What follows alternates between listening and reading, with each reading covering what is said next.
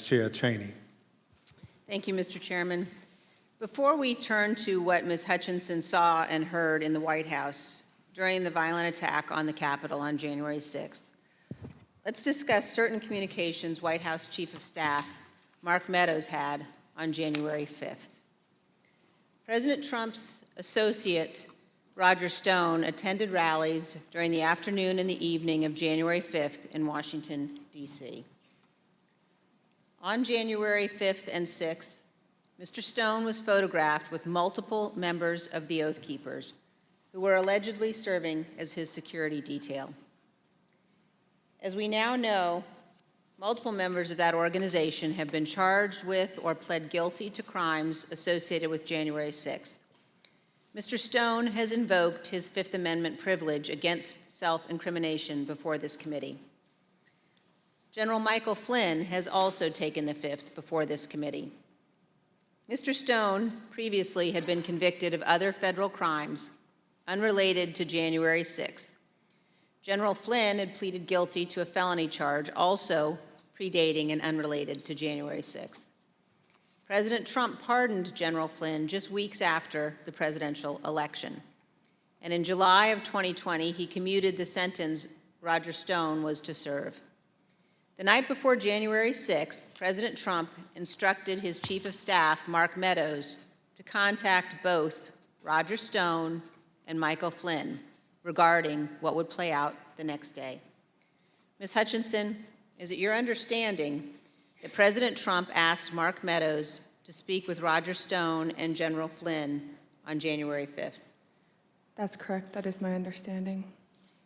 And Ms. Hutchinson, is it your understanding that Mr. Meadows called Mr. Stone on the 5th? I'm under the impression that Mr. Meadows did complete both a call to Mr. Stone and General Flynn the evening of the 5th. And do you know what they talked about that evening, Ms. Hutchinson? I'm not sure. Is it your understanding that Mr. Giuliani, Mr. Eastman, and others had set up what has been called, quote, a war room at the Willard Hotel on the night of the 5th? I was aware of that the night of the 5th.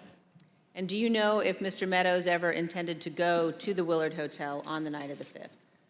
Mr. Meadows had a conversation with me where he wanted me to work with Secret Service on a movement from the White House to the Willard Hotel so he could attend the meeting or meetings with Mr. Giuliani and his associates in the war room.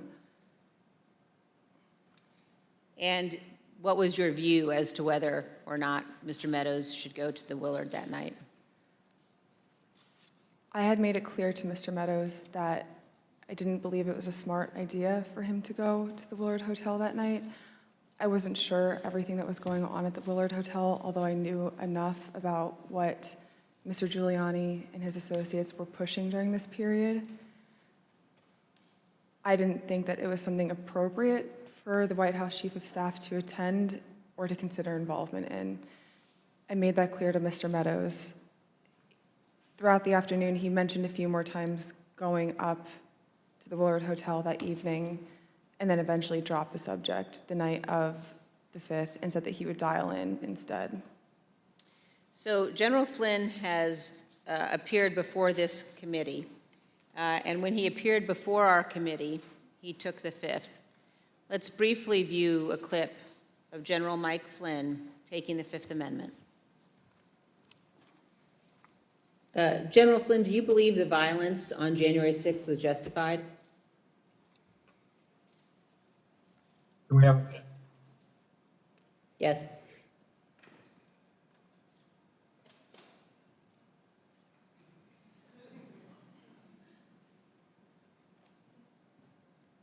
All right, we're back.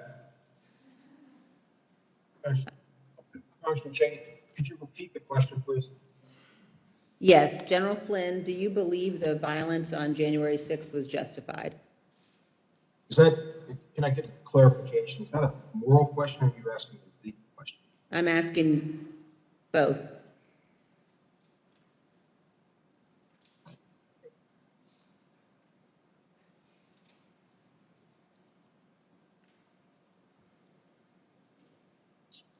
I said the fifth.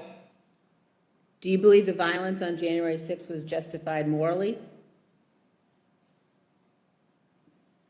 Take the fifth. You believe the violence on January 6th was justified legally? Fifth. General Flynn, do you believe in the peaceful transition of power in the United States of America? The fifth.